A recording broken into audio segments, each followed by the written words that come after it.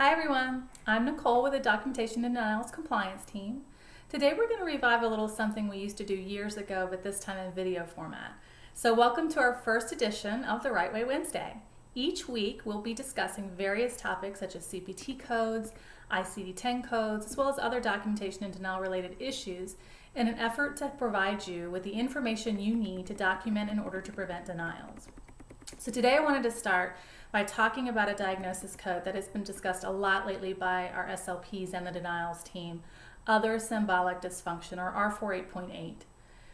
We often hear a lot of clinicians say, I know I'm not supposed to use this code, or I've been told I should never use this code.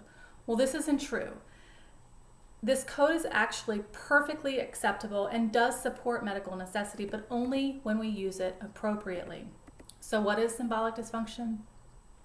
It is the loss of the ability to distinguish the significance of stimuli, might be auditory, visual, olfactory, tactile, or gustatory, inability to recognize, understand, or interpret sensory stimuli in the absence of sensory deficits, also the selective loss of knowledge of specific objects due to emotional disturbance as seen in schizophrenia, hysteria, or depression, an inability to write either letters, symbols, words, or phrases due to an injury to a specific cerebral area or occasionally due to emotional factors, the loss of ability to perform familiar, purposeful movements in the absence of paralysis or other neural sensory motor impairment, an inability to execute complex coordinated movements resulting from lesions in the motor area of the cortex but involving no sensory impairment or paralysis, or a form of aphasia involving impaired ability to perform simple arithmetic calculations.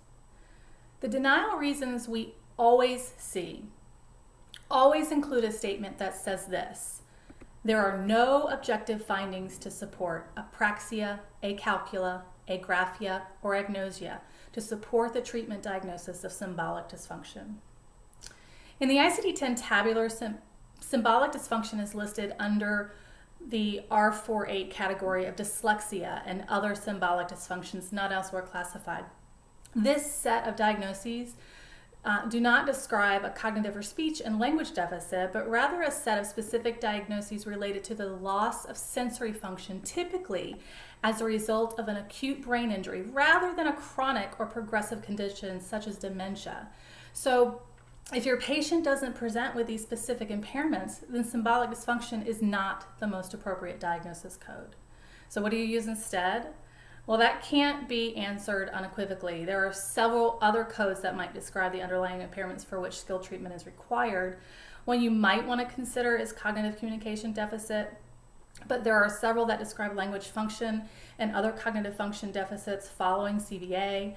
So be sure, though, whatever you consider makes sense based on the direction provided, both in the alphabetical and the tabular ICD-10 manuals, and is supported by your medical diagnoses and other documentation. I hope this helps clear up any misconceptions about symbolic dysfunction. Have any questions? Ask below in the comments, or as always, you can reach us at denials@heritage-healthcare.com or documentation@healthpro-rehab.com. Thanks for joining me today. Appreciate your time, and let us know if we can help you with anything. Happy documenting.